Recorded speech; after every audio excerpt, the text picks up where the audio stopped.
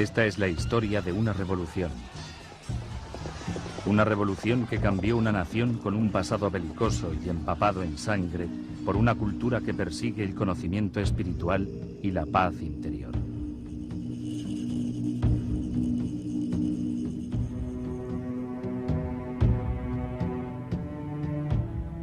Es la historia de un antiguo príncipe que se convirtió en Dios, inspirando un linaje de reyes divinos que todavía gobierna y guía a través de la doctrina del amor y la compasión.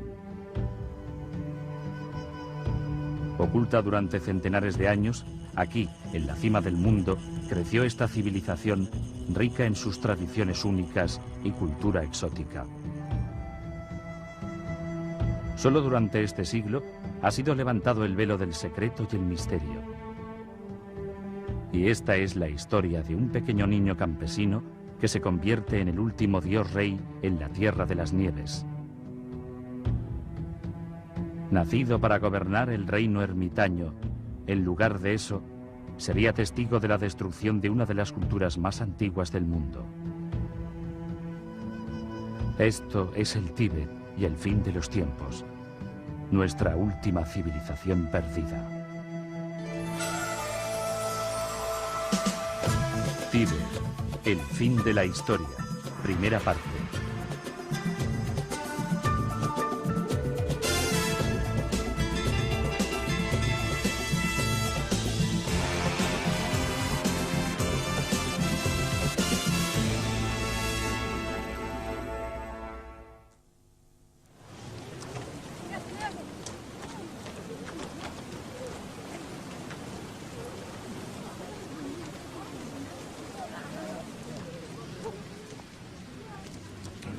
Fue en 1970 cuando yo tenía 29 años.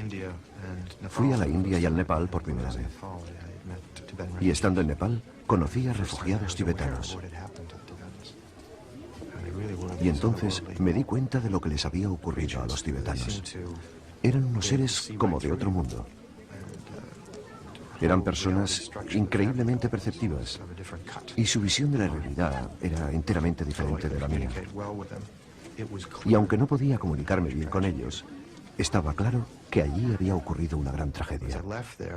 Comencé a leer más sobre la situación tibetana y me di cuenta del horror que había ocurrido. La casi total destrucción de un pueblo del cual el resto del mundo no conocía nada.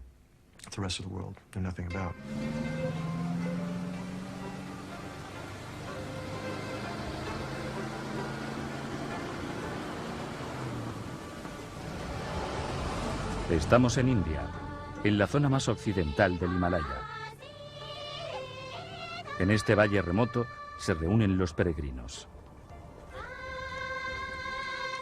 Han pasado por desfiladeros de más de 5.500 metros de altitud, los más altos del mundo.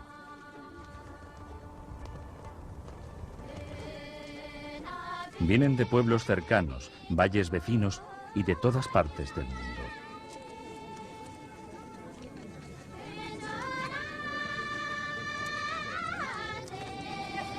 Vienen aquí porque son budistas, seguidores de una religión con 2.500 años de tradición.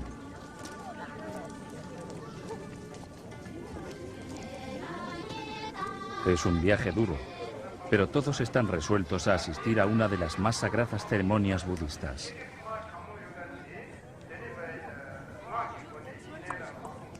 Se trata del Kalachakra, que significa la rueda del tiempo.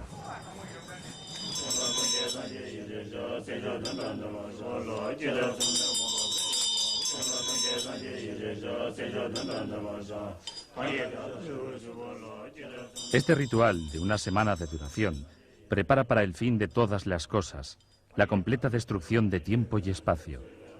Los budistas creen que el mundo está entrando en una era apocalíptica.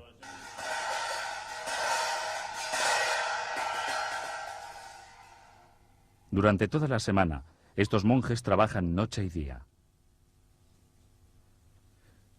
Son cirujanos del corazón, pero sus conocimientos del corazón humano no están basados en la ciencia médica, sino en el amor y la compasión.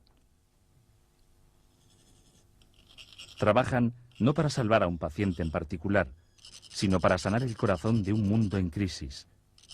para salvar a cada ser vivo del samsara, el ciclo del nacimiento, vida, muerte y reencarnación, el mundo del sufrimiento. Con un cuidado meticuloso, utilizando granos de arena coloreados, crean un complejo diseño llamado mandala.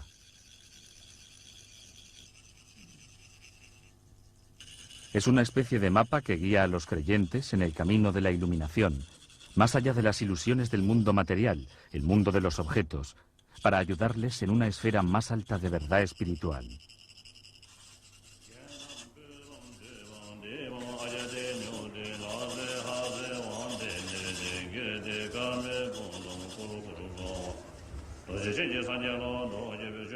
Presidiendo el Kalachakra está el hombre cuyos discípulos creen la encarnación del mismo Buda. El Dalai Lama, el dios rey del Tíbet. Hoy, como otros 150.000 tibetanos, el Dalai Lama es un refugiado político, exiliado en la vecina India desde hace casi 40 años. El actual Dalai Lama, un título que significa océano de sabiduría, es el líder religioso y político de 6 millones de tibetanos. Sus seguidores creen que durante los últimos 600 años ha muerto 13 veces y en cada ocasión su alma retorna a un nuevo cuerpo, la encarnación.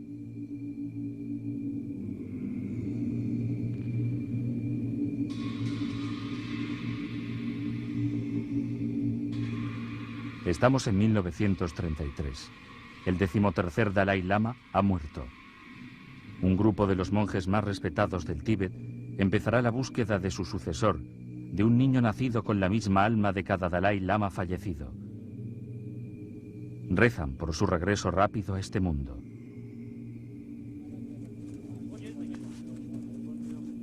Los grupos de búsqueda se extienden por toda la región.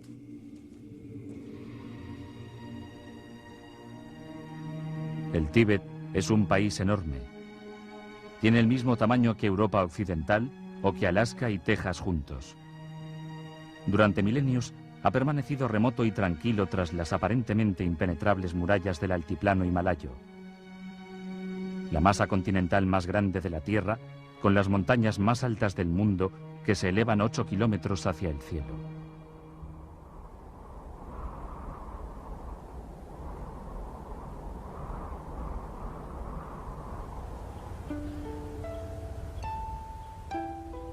Siempre un lugar misterioso, el Tíbet fue el modelo para Shangri-La, la tierra del abominable hombre de las nieves, de extraños rituales y ritos mágicos, un mundo de místicos levitantes y de monjes cuyas almas podían dejar sus cuerpos y volar hacia reinos míticos.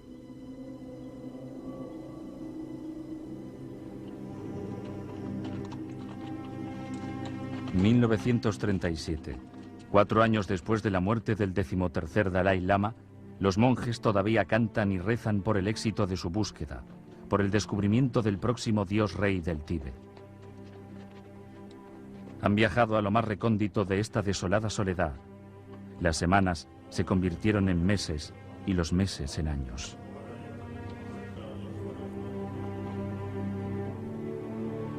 Los tibetanos creen que cada ser vivo tiene una sola alma, y que esta esencia pasa como una llama de un cuerpo al siguiente en el ciclo continuo de nacimiento, muerte y reencarnación. Las acciones del alma en una vida determinan el cuerpo en el que se reencarnará. Una persona malvada puede reencarnarse en un animal humilde, mientras que un alma bondadosa puede regresar como una realeza.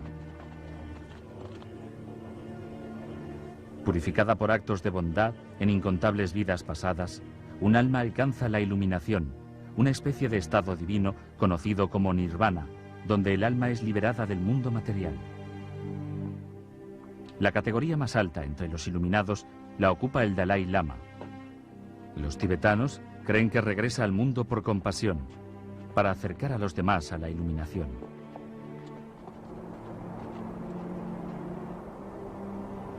Varios indicios favorables llevaron a los monjes a creer que el lugar del regreso del Dalai Lama era la provincia oriental de Amdo. Se dice que días después de su muerte, la cabeza del 13º Dalai Lama se volvió en esa dirección, indicando dónde buscar.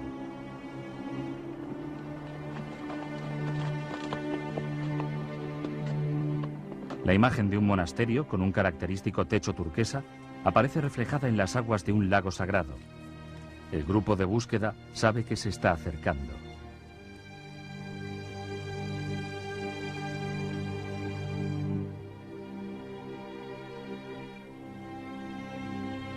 Una sucesión de arcoíris aparecen en un cielo despejado.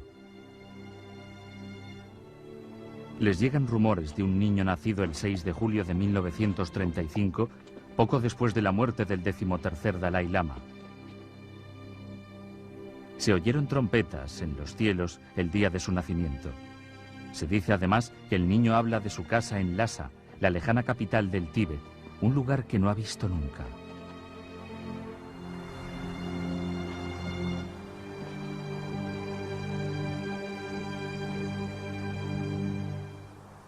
Su nombre es Lamo Doudub. Inmediatamente identifica a uno de los del grupo de búsqueda por su nombre, hablándole en su propio dialecto. Entonces alarga la mano y tira de su collar de rezos, collar que perteneció al 13º Dalai Lama.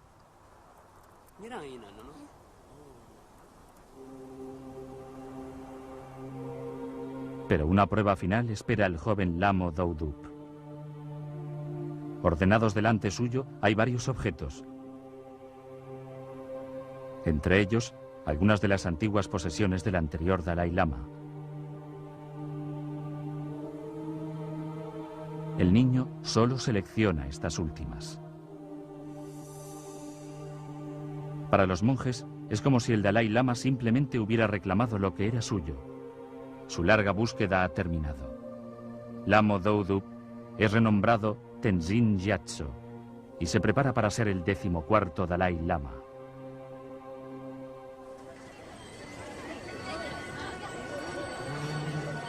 Estamos en 1940. Lhasa, la capital del Tíbet, se prepara para la entronización de su nuevo dios rey. Estas acuarelas fueron encargadas por Sir Basil Gould, el único representante de un gobierno occidental que presenció la más sagrada de las ceremonias. Las acuarelas son un documento detallado de una cultura que ya no existe. Una de las últimas imágenes de la única civilización teocrática del mundo, una sociedad dirigida por el clero que celebra la entronación de su mandatario supremo, tanto espiritual como secular.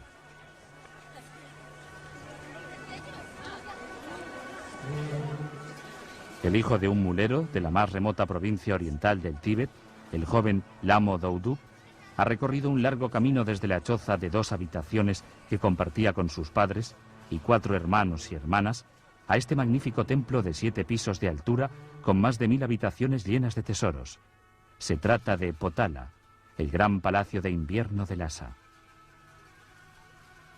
Pero esta no es la típica historia que lleva de la pobreza a la riqueza, ni tampoco tiene el final de un cuento de hadas. Caminando a través de los vastos vestíbulos y cavernosas salas de rezo de Potala, estatuas del pasado de santos tibetanos y maestros budistas, bajo sepulcros que contienen los restos mortales de sus 13 previas encarnaciones, el joven Dalai Lama soporta el peso de una antiquísima tradición sobre sus frágiles hombros.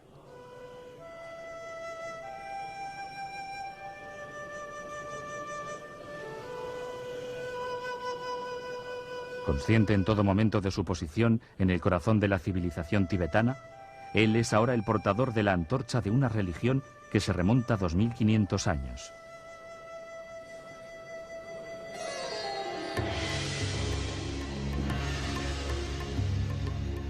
Los orígenes del budismo nos llevan al año 600 a.C., a las llanuras del nordeste de la India. Aquí ocurrió un suceso tan trascendental para los budistas como el nacimiento de Jesucristo para los cristianos. Hace 2500 años, un príncipe indio se sentó bajo un árbol sagrado. Invirtió varias vidas en la búsqueda de la verdad y prometió no levantarse hasta no haber solucionado el misterio de la existencia.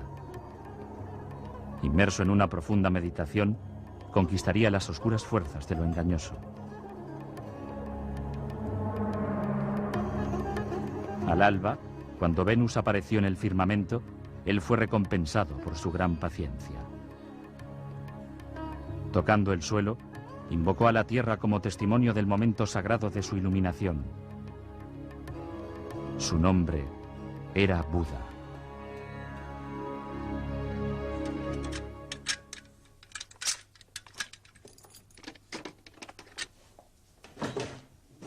Había resuelto, dijo, el verdadero sentido de la vida.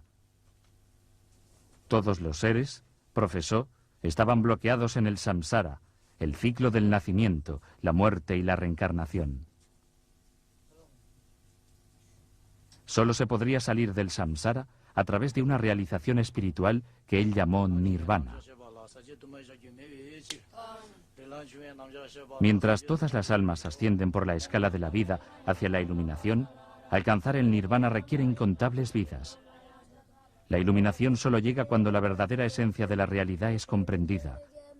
Existencia es impermanencia. La filosofía de Buda está contenida en 108 volúmenes que muchos seguidores se aprenden de memoria.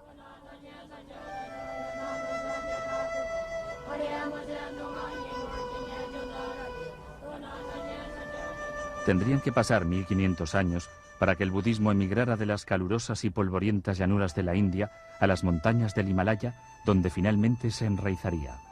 Aquí, en el techo del mundo. El altiplano tibetano es uno de los más remotos e inhóspitos lugares de la Tierra. Un marco inverosímil para una fe basada en el amor y la compasión para la supervivencia. Y aún así, prosperó. ¿Por qué? Quizás la dureza del enclave nos dé una pista. Aquí, a 5.500 metros, en el vasto, desolado altiplano himalayo, las fuerzas de la naturaleza devuelven a la gente a su humildad. Como nómadas, viven una vida de cambio e impermanencia, y solo necesitan mirar a su alrededor para sentir cuál es su lugar en el amplio esquema de la vida. Desde luego, el terreno es hasta tal punto impresionante que lo domina todo en tu vida. Se toma una buena impresión de las limitaciones de la propia identidad y el propio ego. Es una buena ayuda cuando uno tiene que mudarse y adaptarse a nuevos lugares. El 60% de los tibetanos son nómadas. Uno de los factores más importantes que contribuyen a la resistencia de los tibetanos es su capacidad de adaptación a nuevos entornos. Se trata, según pienso, de la idea filosófica de la impermanencia.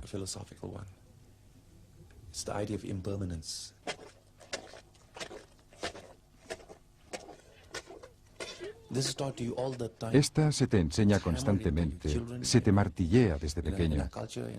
Está en nuestra cultura tradicional, en nuestras canciones, incluso en nuestras expresiones cotidianas. Todo es impermanencia en Mitakpa. Viene y se va. El sufrimiento es impermanencia. La felicidad es impermanencia. En mi opinión, un tibetano de las llanuras del norte, un nómada de Changtung que viaja a Nueva York, desde luego que se impresiona con la tecnología y con el Empire State.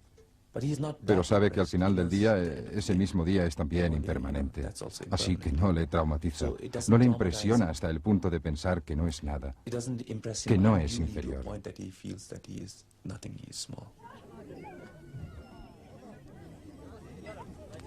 La creencia budista en la impermanencia y el fin de todas las cosas está equilibrada por una creencia igualmente fuerte en la reencarnación y en la renovación. Un visitante importante ha llegado a este campamento nómada, un alto lama reencarnado, o Rinpoché, como son conocidos. Es un momento de emoción y gran honor. Durante todo el día, los nómadas visitan la tierra del lama ofreciendo katas, las bufandas blancas de respeto.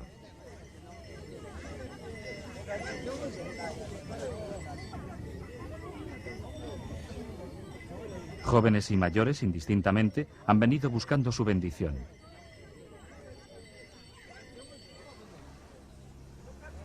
Que el Rinpoché sea solo un niño pequeño no es importante. Para los nómadas, este niño es el heredero de muchas vidas de poder espiritual y sabiduría.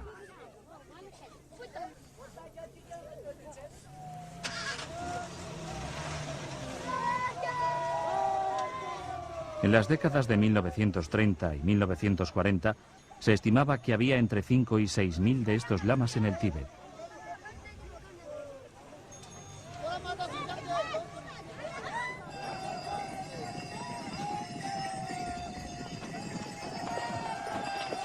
Aquí, en este áspero pero imponente paisaje, las nociones budistas de ausencia de principio y de fin, la pérdida del ego, la reencarnación y la impermanencia no son conceptos abstractos, son realidades cotidianas.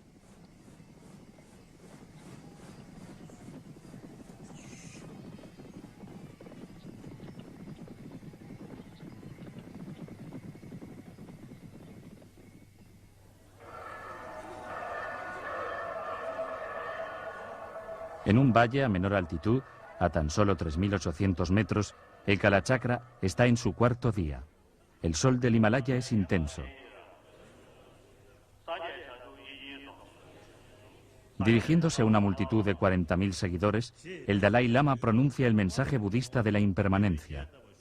Un mensaje que le ha dado a los tibetanos la fuerza y resolución para hacer frente a la tragedia y al cambio. Les ha proporcionado la capacidad de permanecer esperanzados incluso cuando parece que lo han perdido todo. Este valiente semblante exterior oculta la profunda desesperación del Tíbet.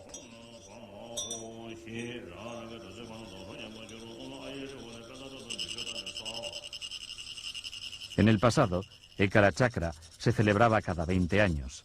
Hoy, la rueda del tiempo gira más rápida. La ceremonia se celebra anualmente. Es la manera de encauzar una crisis lo que ha llevado a la civilización tibetana al límite.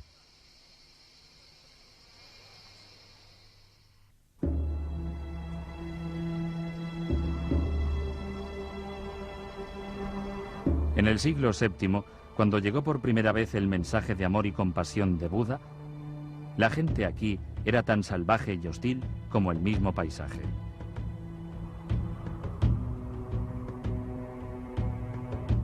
Las primeras visiones externas del Tíbet provienen de antiguos documentos de la dinastía china Tang. Un retrato que tiene poco que ver con la sociedad tranquila que se desarrollaría aquí. Hay cientos y miles de hombres dispuestos a empuñar armas. Para el reclutamiento de tropas utilizan una flecha dorada. Sus arcos y espadas nunca los abandonan. Aprecian la fuerza física y desdeñan la vejez. La disciplina militar es estricta. En batalla, las tropas de segunda línea solo entran en acción cuando las de vanguardia han sido completamente aniquiladas. Aprecian morir luchando y odian que la enfermedad acabe con sus vidas. Como castigo, incluso por una falta leve, se arrancan los ojos o se cortan los pies o la nariz. Se azotan con látigo hasta cuando creen conveniente.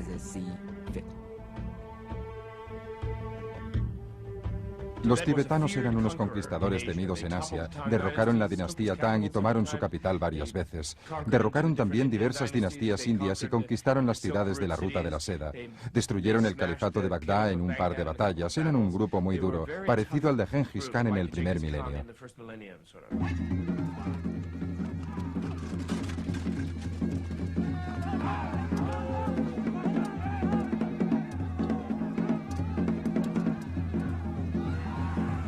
Con China y Burma al este, India al sur, Rusia al norte y los imperios arábigos al oeste, la expansión militar del Tíbet fue, según todos los indicios, impresionante.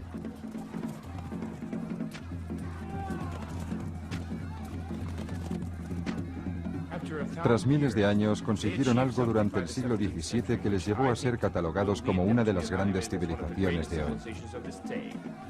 Fue fundamentalmente su desmilitarización.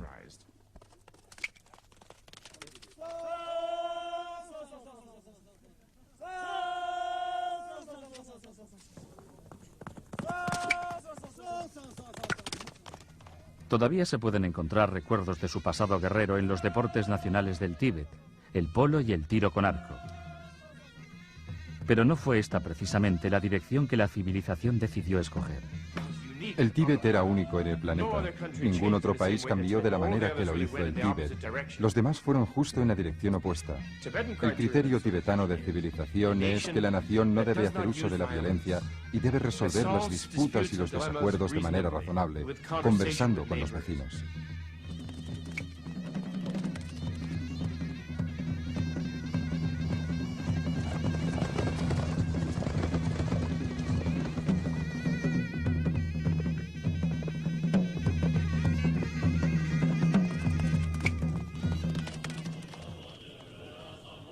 Desde las ruinas de su pasado agresivo, nacieron monasterios en todo el territorio.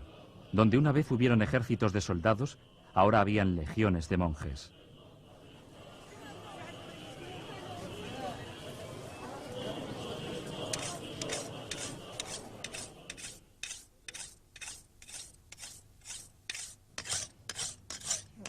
A finales del siglo XVII, la transformación del Tíbet era completa. La azada reemplazó a la espada. El templo sustituyó a la fortaleza. Desde unos principios inverosímiles, emergió una sociedad pacífica y autosuficiente dedicada exclusivamente a la búsqueda de la no violencia y la sabiduría espiritual. Se trata de gente amable, que lo que quería era desarrollar aún más su sabiduría y su civilización. No había hambre en el Tíbet. La gente tenía lo necesario para sobrevivir. En una vida eran aristócratas, en la siguiente eran campesinos. No tenía demasiada importancia. Habían dificultades y desigualdades, es cierto, pero toda civilización las tiene. Y como guía, como camino a seguir, fue una experiencia extraordinaria de la que todos formaron parte.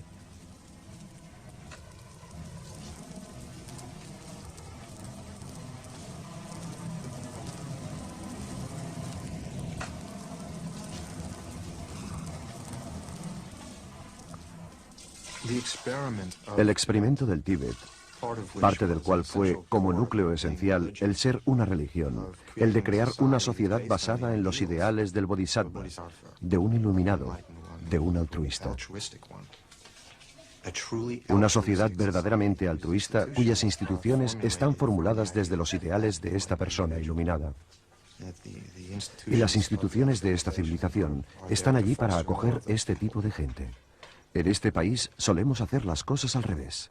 Creamos instituciones y marcos conceptuales e intentamos que la gente encaje en ellas en lugar de empezar con un ideal maravilloso y a partir de ahí crear instituciones y estructuras para acoger y ayudar a más de estos individuos iluminados.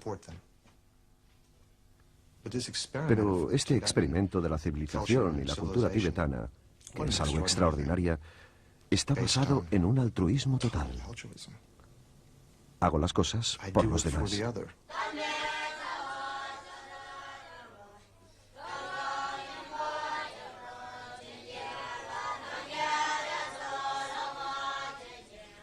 A principios del siglo XX, había más de 6.000 monasterios en el Tíbet. Un cuarto de la población entraba en órdenes religiosas para llevar una vida de celibato y devoción espiritual. Era un motivo de gran orgullo para cada familia el que al menos un hijo entrara en el sacerdocio, a menudo antes de cumplir los 5 años.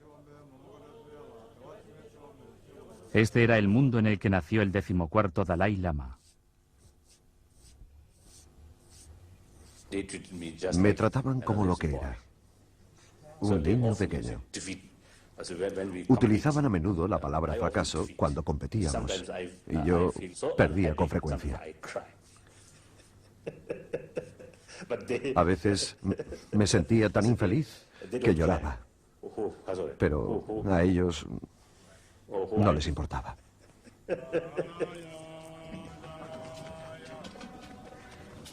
Cuando el joven Dalai Lama se formaba para asumir el mando de líder espiritual supremo del Tíbet, su preparación era rigurosa. Incluía lógica, arte tibetano, medicina, poesía y filosofía. Memorizaría miles de estrofas de literatura budista y practicaría meditación 4 horas al día. El 75% del presupuesto del Tíbet se gastó en la educación de los sacerdotes y el mantenimiento de sus instituciones religiosas. los monasterios permanecieron en el corazón de la cultura tibetana, tanto como templos de culto como instituciones de la más alta educación. Estos eran los Harvard y Yale del Tíbet, los grandes centros de aprendizaje que amparaban grandes bibliotecas del conocimiento, tanto espiritual como académico. Muchos miles de textos budistas fueron traducidos. Se publicaron nuevos tratados de medicina, astrología y psicología, tocando los temas más complejos de tiempo y espacio. A pesar de su alto grado de conocimientos, el Tíbet no tenía prensas mecanizadas. Toda la impresión se hizo con tablas de madera.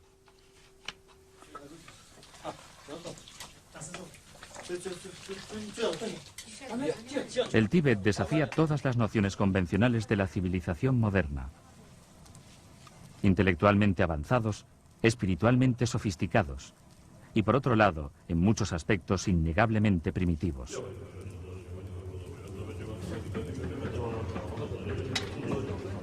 En el Tíbet, incluso la rueda, este símbolo proverbial de progreso, fue utilizado principalmente para fines religiosos. Las ruedas de oración, tanto las pequeñas como las más grandes, giran incesantemente, conteniendo cientos de miles de invocaciones. Cada vuelta es una especie de Ave María budista. En vez de defender nuestras fronteras, nos hemos dedicado a enseñar y aprender. En vez de lanzar invasiones, construimos monasterios. Canalizamos toda la energía de nuestras mentes hacia la contemplación de la compasión, de la impermanencia y de la esencia de la vida y la muerte. Así, la misma gente que estaba preparada para luchar y morir en las guerras, está ahora dedicada enteramente a cuestiones espirituales.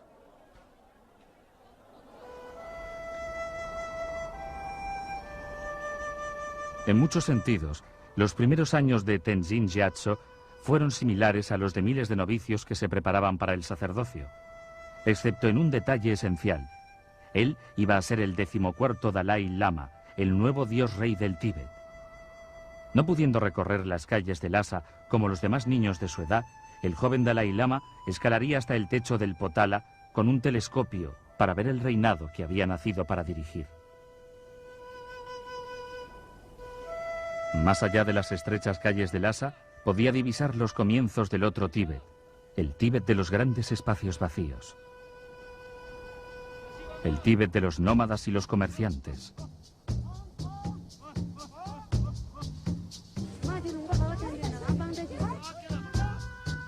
En los años anteriores a los viajes oceánicos, todo el comercio con Oriente se hacía por tierra.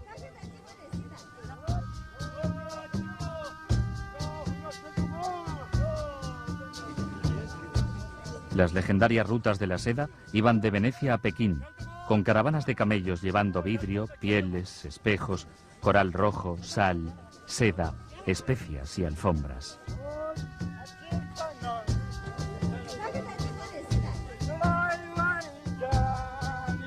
El Tíbet estaba en una encrucijada del Asia Central y los tibetanos se convirtieron en expertos comerciantes, comprando o vendiendo cualquier cosa de valor.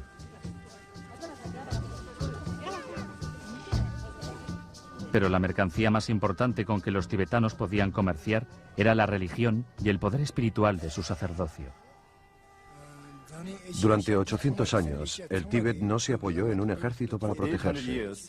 Durante 800 años, el territorio del Tíbet, su religión y cultura estuvieron defendidos por medios espirituales. Los lamas y altos sacerdotes tibetanos se convirtieron en las más poderosas y veneradas figuras del Asia Central. Los reyes de los países vecinos, como los emperadores de China y los khanes de Mongolia, fueron discípulos de los lamas tibetanos y a cambio cumplieron su promesa de proteger al Tíbet de las invasiones. Durante siglos, los tibetanos han sido intrépidos viajeros, realizando recorridos que requerían de un enorme coraje y una gran resistencia. Pero para los budistas, el viaje más importante era el que harían tras la muerte. Estamos cerca de la frontera entre la India y el Tíbet. Los monjes budistas guían a los acompañantes del féretro hacia la incineración. El cadáver está colocado en posición fetal.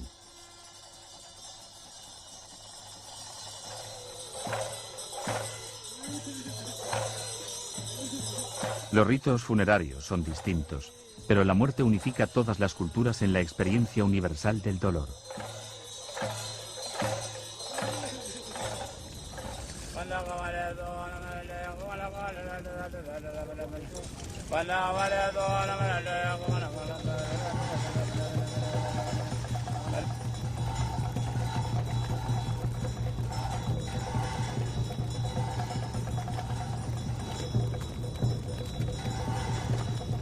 La incineración es solo una entre varias maneras de deshacerse de los cadáveres en el Tíbet.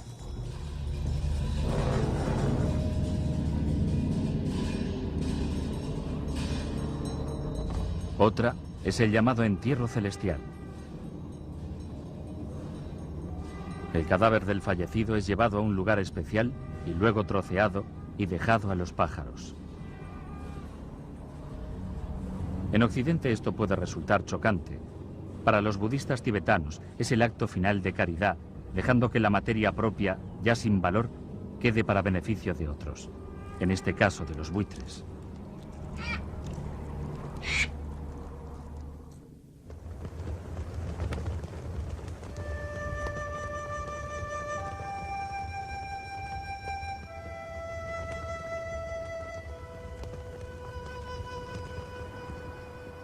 La ceremonia del Kalachakra está a punto de acabar.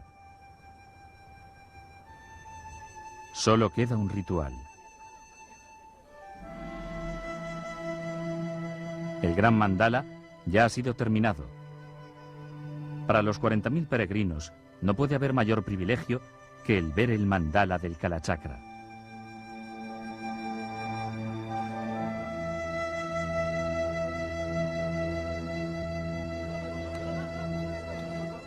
Aguardan pacientemente en fila. Llevará días para que les llegue el turno a todos.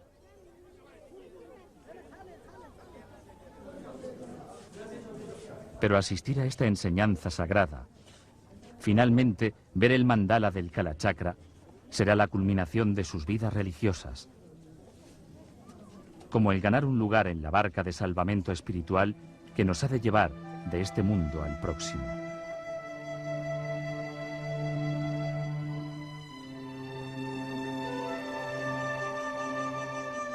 Ver esta legendaria rueda del tiempo es el equivalente budista a una peregrinación a la Meca o una audiencia con el Papa.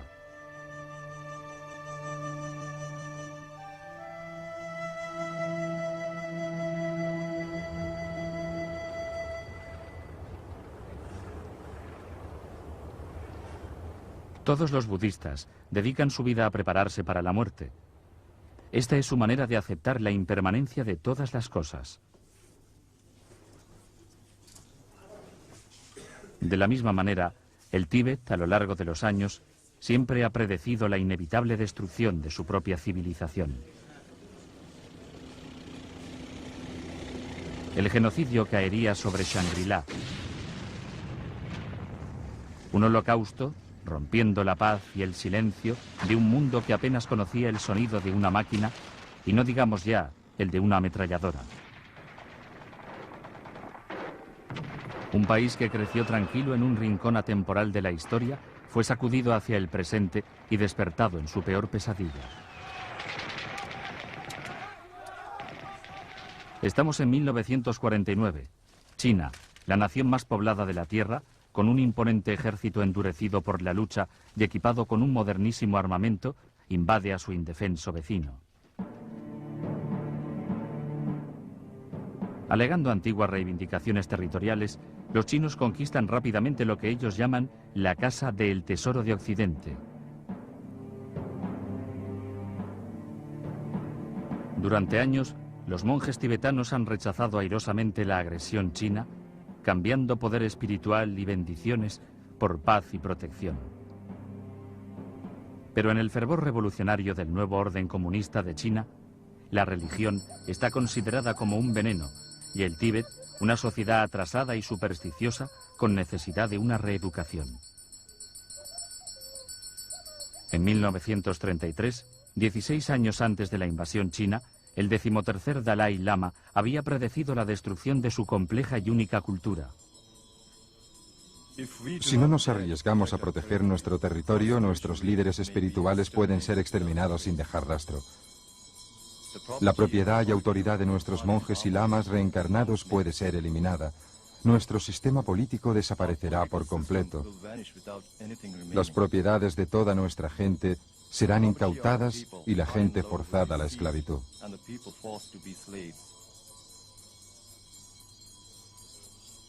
Todas las cosas vivientes tendrán que soportar interminables días de sufrimiento y serán atacados con el miedo. Estos días llegarán.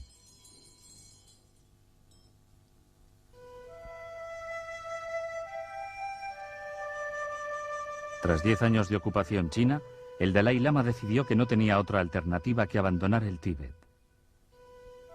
En 1959, bajo el manto de la noche, el Dalai Lama, sus guardaespaldas y sus cortesanos huyeron de la ciudad sagrada hacia la India para no volver nunca.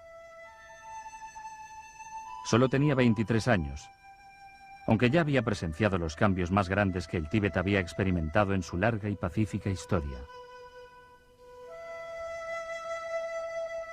100.000 tibetanos le seguirían buscando asilo en la India, dejando a 1 millón que moriría con las atrocidades y hambrunas que vendrían después.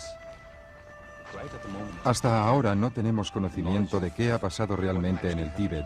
Nuestra versión tibetana del Holocausto es sumamente imprecisa. No es muy distinta a la de los nazis.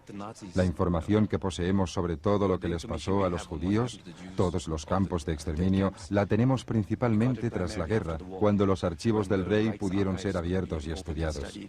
Cuando los soldados aliados visitaron los campos y las fosas pudieron ser desenterradas. Pero nada de esto ha ocurrido en el Tíbet.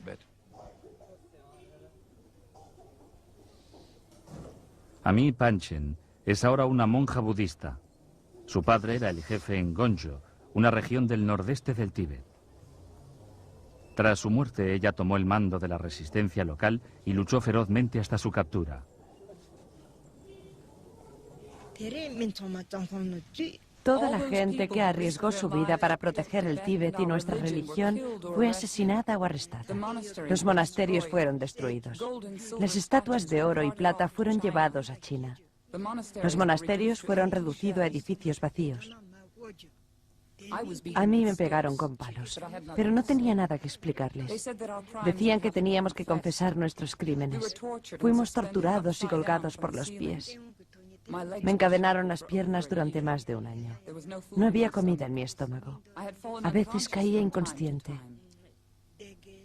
Algunos presos me dijeron que incluso habían estado tentados de comerse sus propios excrementos. Tal era el hambre en la prisión. Ahora soy vieja. Cuando entré en prisión solo tenía 25 años. Cuando salí era una mujer vieja. Me he pasado la vida en prisión.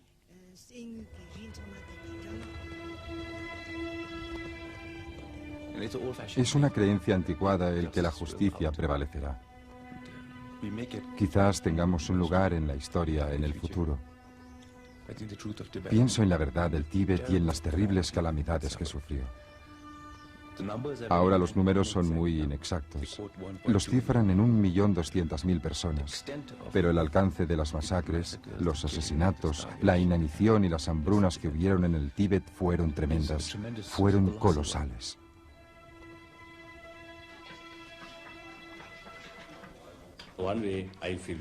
Por un lado, me siento muy desgraciado, muy desafortunado, porque he nacido en un periodo en el que la nación tibetana ha pasado por las experiencias más destructivas.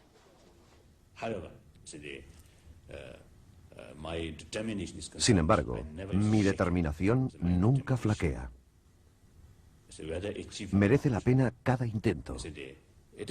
Incluso si falla, no hay por qué arrepentirse.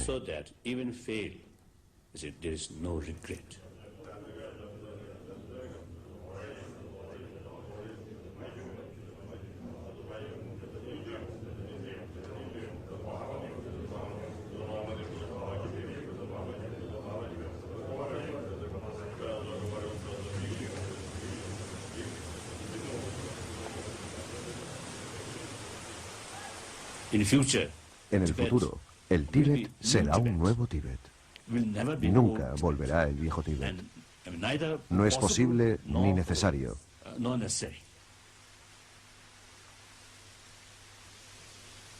Estoy bastante seguro de que podemos sobrevivir, pero esto depende mucho de la libertad tibetana. Si conseguimos algún tipo de autogobierno a través de una negociación con China, estoy bastante seguro de que podremos sobrevivir.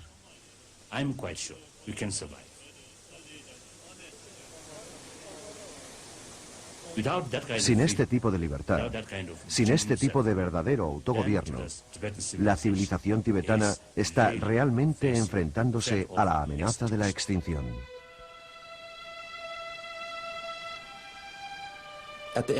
Al final del día, una civilización descansa sobre su propio suelo. La tierra es el principal requisito de una civilización. Y no solo desde un punto de vista nacionalista, también el del mero apego a la tierra. Tiene un olor propio. Tiene millones de cosas que ni siquiera podemos imaginar. Damos tantas cosas por sentadas cuando disponemos de ellas. Los tibetanos necesitan la tierra, así como creo que los tibetanos permanecen fieles a la idea de recuperar su país, de liberar a sus hermanos del interior del Tíbet. También pienso que esta civilización no está perdida del todo.